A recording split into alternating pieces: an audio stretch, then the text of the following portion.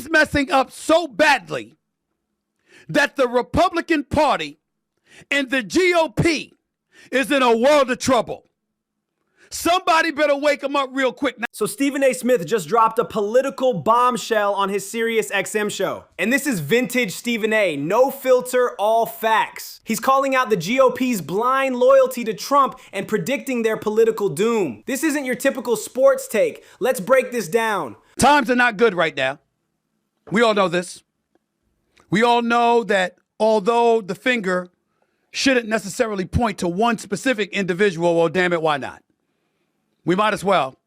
Because in today's society, when you're looking for somebody to blame, give the president of the United States this much. He's an easy damn target. And you know why he's an easy damn target? I'm going to say why he's an easy damn target. I'm going to say why he's an easy damn target because it needs to be said. This direct approach is exactly what's missing in political commentary today. While most analysts dance around blame with endless qualifiers, he's cutting straight to accountability. When you're the commander-in-chief, the buck stops with you. That's leadership 101. Because the president of the United States is up, that's why. Somebody got to say it, so I'm going to say it. He's up. That blunt assessment hits different because it's true. When gas prices spike and foreign conflicts escalate simultaneously, voters don't care about nuanced explanations. They want results. The presidency is the ultimate performance-based job. But it needs to be said that the president is messing up so bad that the GOP is in danger of eviscerating its own self to a degree that it may never recover from, or at the very least take a long time to recover from, assuming the Democrats don't resemble idiots and mess up the momentum that has accidentally fallen right in their lap. This eviscerating prediction is already playing out in real time. The GOP lost suburban voters in 2022 midterms, and Trump's legal troubles have only intensified. Meanwhile, Democrats keep fumbling golden opportunities. Classic political malpractice that could still save Republicans despite themselves. We got a vice president going on a circuit, lying his ass off, talking about how times were worse with gas prices under the Biden administration, when clearly the price of gas right now is more than it was during the Biden administration. That is a fact. $3.86 right now, national average gas price. I understand this ain't California. It's much worse there with Gavin Newsom as the governor. But nevertheless, the national average wasn't to this point under Joe Biden. These gas price numbers are critical because they're kitchen table economics. According to AAA data from that period, he's spot on. Current prices exceeded Biden-era averages. When politicians lie about easily verifiable facts that hit voters' wallets, credibility evaporates instantly. It is now day 19 of the conflict in the Middle East. It's spread at least across a dozen countries, effectively shutting down the Strait of Hormuz to Western shipping. That's 20% of oil in the world that goes through the Strait of Hormuz. And he's talking about that. Ain't no problem. Ain't no problem. Everything is great. Everything is wonderful. How could you think otherwise? We're winning the war. It's not really a war, but if it were a war, we're winning. We're winning the war that is not a war. This is what he's saying. This is the kind of nonsensical shit coming out of his mouth. The Strait of Hormuz is global oil's choke point. 21% of worldwide petroleum liquids pass through daily. When that's disrupted, prices don't just rise domestically, they spike globally. Yet the administration's messaging completely ignored this economic reality while spinning military success. This is one of the worst disruptions to global energy supply since the 1970s oil embargo, by the way, driving crude oil prices up above 40%. I got researchers for this stuff. This ain't stuff I come out of the womb knowing. I don't know this stuff until I read about it.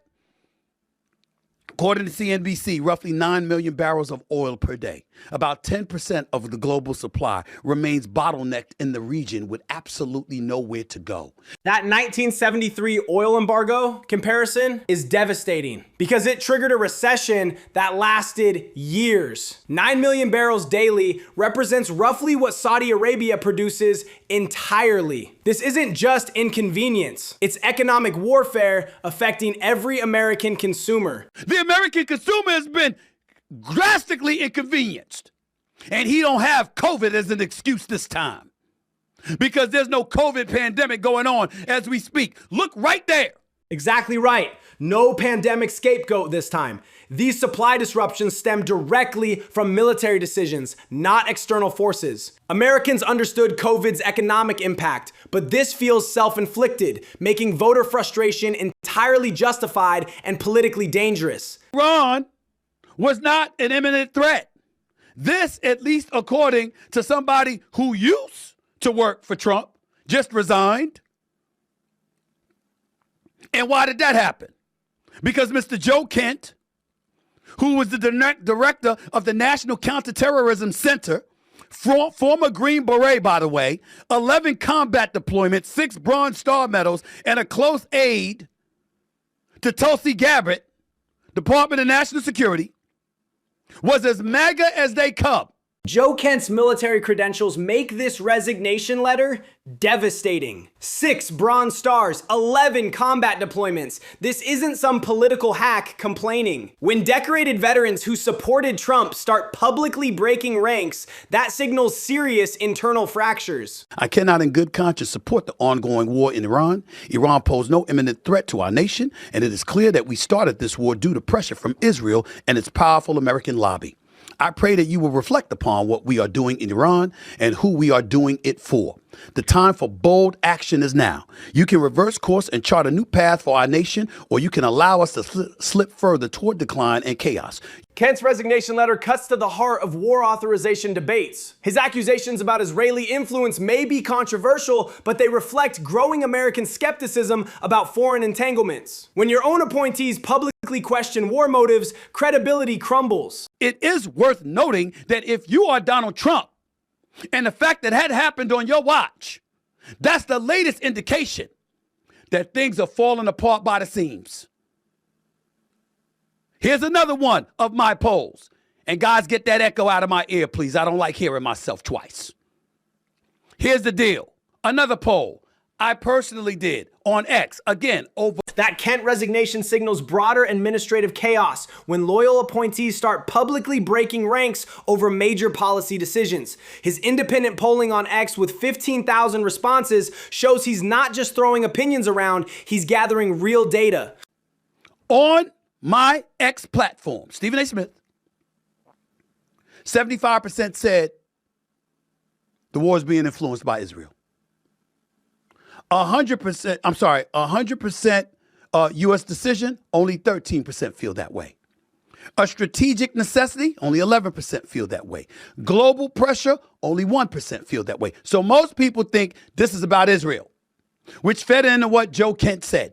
Those poll numbers are stunning. 75% believing Israel influenced the war decision reflects deep public skepticism about official justifications. When 3/4 of respondents question your war rationale, you've lost the narrative completely. That's political quicksand. Because you see, Donald Trump ain't running for third terms, unless he wants to circumvent the Constitution of the United States' 22nd Amendment and run for a third term in office.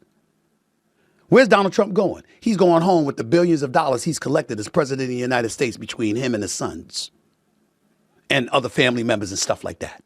The term limits reality is crucial here. Trump's final term means he's playing with house money while other GOP politicians face electoral consequences. Reports show the Trump family's wealth increased dramatically during his presidency. That's his exit strategy. They started thinking it's their party instead of recognizing it's his party.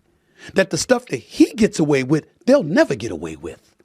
So when you co-sign every salacious or insidious thing that this man elects to do, assuming you view it that way, where is that going to get a Marco Rubio? Where is that going to get a J.D. Vance? Where is that going to get any GOP potential nominee? This nails the GOP's strategic blindness perfectly. Trump has unique political immunity from scandals that would destroy normal politicians. Rubio, Vance, and others don't have that cult-like base protection, yet they keep defending everything. That's political suicide. But now it's shifting. Because Trump is gradually, if not rapidly, regressing to an absolute unmitigated disaster. Current polling confirms this regression. Trump's approval among independents has cratered to historic lows. His handling of the Iran conflict, combined with economic pressures, is creating the exact political disaster being predicted here. According to Quinnipiac University poll conducted March 6th to 8th, the most recent, Trump's approval among the independent voters sits at just 28%, with 66% disapproving, a net rating of minus 38 points, the lowest level recorded for independents in that polling series. CNN reports that over the past year, Trump's approval among independents has dropped 15 points to 26%, the lowest it's been in either of his terms. These are voters the GOP needs to win an election, especially in the post-Trump era.